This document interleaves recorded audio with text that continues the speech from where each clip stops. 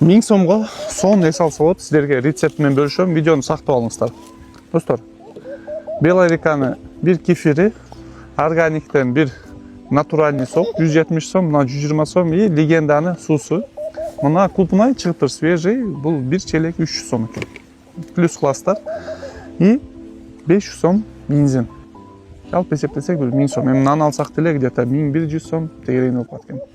Эми муну канча артында жакшылык бар? Силерге 5 плюсун айтайын. Биринчиси, үй бүлө менен чыкканда көрөсүң, жакшы бир көз ирмемдер болот. Адамдын үй бүлөнүн ынтымагы, кайра бир махабаты күчөйөт. Экинчиси, бул сапарды бекерде эмес да. Пайгамбар саллаллаху бекерге айткан эмес. Жер кыдыргыла, саякатка чыккыла деп. Анткени мунун артында көп жакшылыктар бар. Үчүнчүсү, балам менен табиятка чыкканда алар көрөт да, аларга мамиле кылып атканын, аларга көңүл буруп атканын, нерселерге чыгып бирге ойнотуп атканын, аларга убакыт бөлүп атканын. И төртүнчүсү, достор, мына Аллах Тааланын жаратылышына тафаккур кыласың да, ой жүгүртүп, мына жерлерге чыгып, тоодо көрүп, суулар, таштар. Болбосо Бишкектен 15 мүнөт алыста мына көк шаардын үстүнө чыкканбыз да.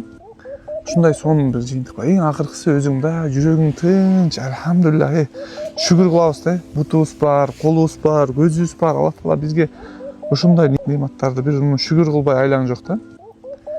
Ла ин шакартум ла азиданнакум ва ла ин кафартум инна азаби лашадид деп Аллах Таала Кур'анда айтат. Эгер силер берген нематтарыма шүгүр кылсаңыздар, аны мен көбөйтүп берем. Эгер шүгүр кылбасаңыздар, анда менин жазам аябай катуу болот дейт да.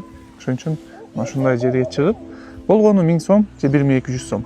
Силер менен фазенда видеону жакындарга жөнөткөнүздөр, болгону бул жака өзүңүздөрдүн өмүрлүк жарыңар менен, өмүрлүк жолдошуңар менен. Аман болуңуздар.